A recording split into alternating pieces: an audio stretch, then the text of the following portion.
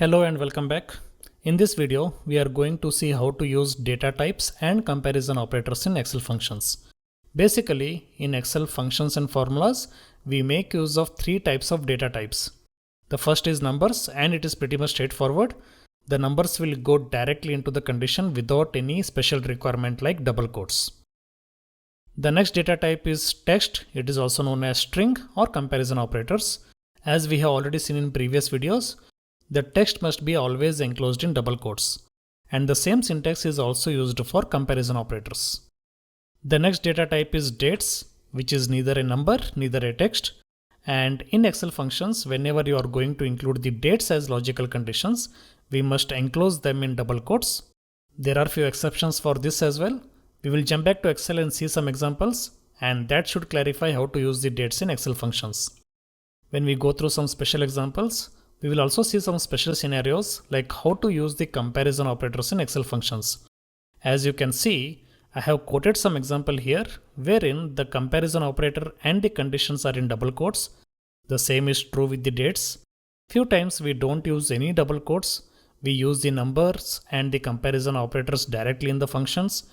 And few times we keep the comparison operators separately and then join that with the condition using ampersand. The same is true with this as well. So basically there are some core concepts we need to understand. We will jump back to Excel and see all such examples. Alright, we are back into Excel file. In this demo, I am going to make use of this simple data. It has different dates. Against each of these dates, we have different transactions and the status of each of these transactions with some blank values. And on the right side, I have listed some 10 different questions, and we will try to answer each of these questions by making use of few Excel functions wherein we will use different data types, different comparison operators and different criterias. So let's start with the first question. Here we need to count the number of transactions which are greater than 500. So we are going to make use of a function called COUNTIF. Again, don't worry about the functions.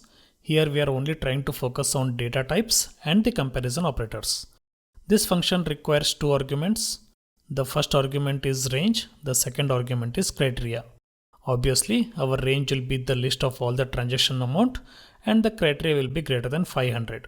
So let's select this entire range of transactions as an input to range argument. I will add the comma to jump to next argument, which is criteria. Under criteria, I will add greater than 500. If you add the criteria like this and close the bracket and hit enter, Excel will give an error and says there is a problem in the formula. Let me hit OK and then take a moment to explain why we are getting this error. If you look back at all the Excel functions, we can categorize all these functions into two major categories. One is aggregate functions and another category is non-aggregate functions. Aggregate functions are those which operate on more than one cells, or you can say they operate on range of cells. The example is right in front of you. Here you can see this COUNTIF is trying to operate on range of cells which is B2 to B21, which is more than one cells. These kind of functions are called aggregate functions. The non-aggregate functions are exactly opposite to this. They operate on only one single cell. So whenever you are working with aggregate function, no matter what the data type is, both the comparison operator and the criteria must be enclosed in double quotes. This is the prerequisite in Excel functions. So we need to modify this criteria by enclosing that in double quotes and then hit enter. You will get the output as 4 since we have 4 transactions which are greater than 500. Next we will try to calculate the same thing with the help of cell references. Let me copy and paste this formula here, and instead of hard coding it as 500, I will try to link it to the cell which is having the value of 500. In this case it will be B2 cell. So if you enclose this cell reference in double quotes, Excel will treat that cell reference as a literal text, or in other words, here B2 will not be the cell reference. So to make it as a cell reference, we must not enclose it in double quotes. So I will remove the double quotes from here and add it across the comparison operator and then join both the things with the ampersand operator. So you can now see that B2 is in red color and it is pointing at 500 value here. Now if you hit enter, it will give the same output as 4. So as a thumb rule, always remember the cell references must not be enclosed in double quotes, else Excel will treat it as a text value. Next we will try to answer the second question. We need to count the number of transactions with failed status. So we will make use of COUNTIF formula again. This time the range will be the status column and the criteria will be failed in double quotes. Close the bracket and hit enter. You will get the number of transactions as 8. Next we will try to achieve the same result with the help of cell reference. Again the range will be same.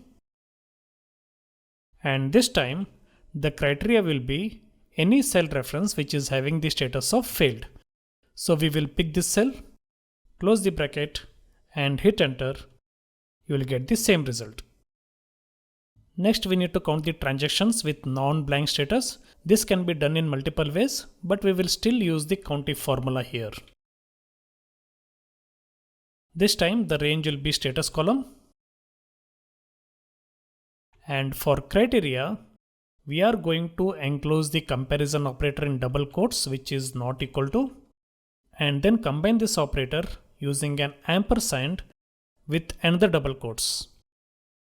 As we know, the text values are always entered in double quotes, so any double quotes without any text in between is just an empty text value. Close the bracket and hit enter. You will get the number of transactions as 16. Next we need to count the transactions with successful status. We will just copy this COUNTIF formula here and paste it into this cell and then change the criteria to successful.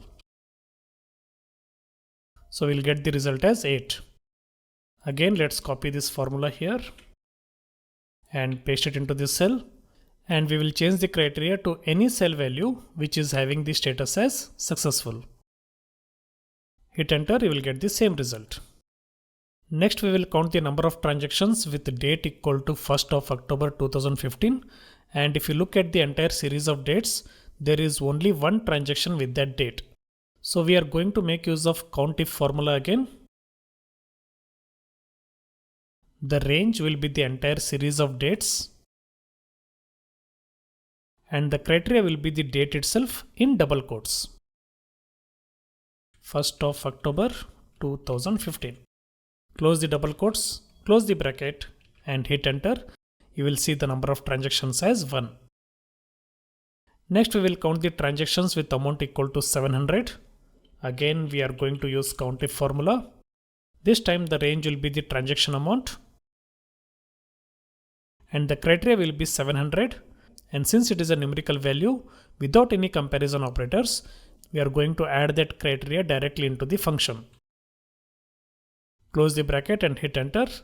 You will see there are 4 transactions with amount equal to 700. Next we will find the total of transactions with failed status. For this we are going to make use of new function by name SUMIF. The criteria range will be this, and the criteria will be the status in double quotes which is failed,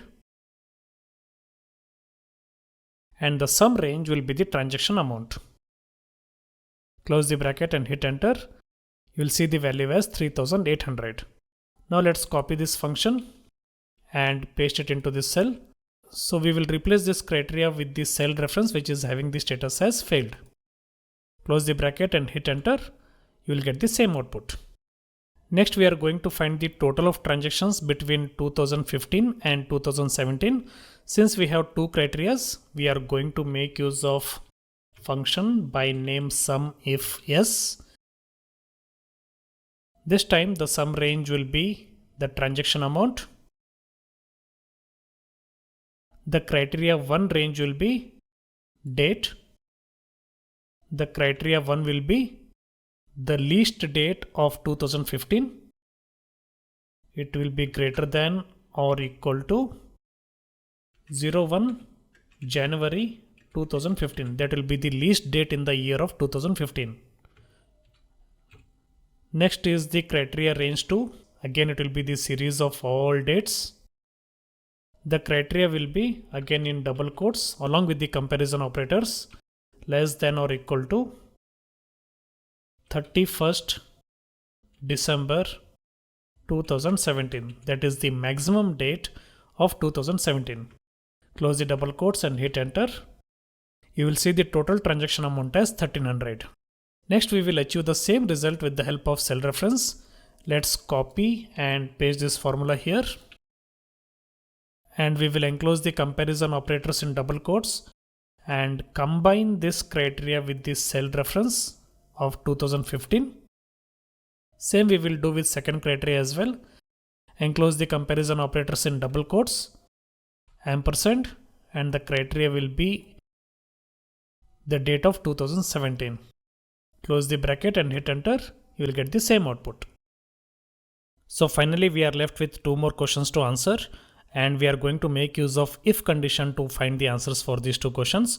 And if condition will always operate on single cell, and hence it is a non-aggregate function. And remember, as I said before, for non-aggregate functions, we are not going to enclose the comparison operators in double quotes. We are just going to use them directly. So the first question is, we need to check if 2017 transaction is greater than 500. Here we have only one transaction which is in 2017 and it is 300, and obviously it is less than 500. We will try to find it out with the help of if condition. So we are going to make use of if condition, and the logical test will be this cell must be greater than 500. And as you can notice, the comparison operator is not in double quotes. And we need to provide the value if this condition is true. We will say yes. And if this condition is false, we will mention it as no. As simple as that. Hit enter and you will get the value as no, because 300 is not greater than 500. So finally, the last question is to check if 2017 transaction date is greater than 1st January 2017. We have only one date in 2017 and it is 12th of September, and obviously it is greater than 1st of January. But it is a bit tricky to use the dates in any logical conditions in Excel functions. I will try to give the reasons behind. Let me start with the if condition. And under the logical test, let me check if A6 cell value is greater than 1st of January 2017. The moment you enclose the dates in double quotes, Excel will think this date as a text value because the syntax of adding the text in Excel function is also the same. So what happens if you remove the double quotes? If you remove the double quotes, Excel will think that / as a mathematical operator, and it will check if A6 value is greater than 1 divided by 1 divided by 2017. If you select that portion of data, you will see the value of that calculation is 0.00495, which is the mathematical output of that division, which is actually wrong. So the best way of including the dates in logical condition is to make use of another function, which is date. Obviously, there are three inputs for this date. One is year, which is 2017 in this case. Month is 01 and also day is 01. Close the bracket, and this is how we need to include the dates in logical conditions. If this condition is true, we will give the output as yes. If the condition is false, we will give the output as no. Close the bracket and hit enter. Since the date is greater than 1st of January, we will get the output as yes. As we have seen in Excel examples, it is very confusing to decide whether to enclose the comparison operators and the condition in double quotes or not. So whenever you are working with any Excel functions, follow these rules and it will help you to decide on this particular concept. The first question we are going to ask is, does the function operate on a range? When I say range, does it operate on multiple cells or single cell? Is it an aggregate function or non-aggregate function? If it is an aggregate function, then the comparison operator and the condition has to be enclosed in double quotes. If it operates on single cell, then we are going to give the logical condition directly without any double quotes. The second question we need to ask is, does the function accept a Boolean result? Say for example, if condition. The output of if condition is always true or false. If the function is going to accept the Boolean result, we are going to give the direct logical comparison without any double quotes. If not, we are going to enclose them in double quotes. The third question we are going to ask is, does the condition use cell references? If yes, then we are going to concatenate the operator and the value with the ampersand symbol. So that's all I wanted to cover in this video. By now, you will be in a position to use the comparison operators and the conditions in a required syntax format.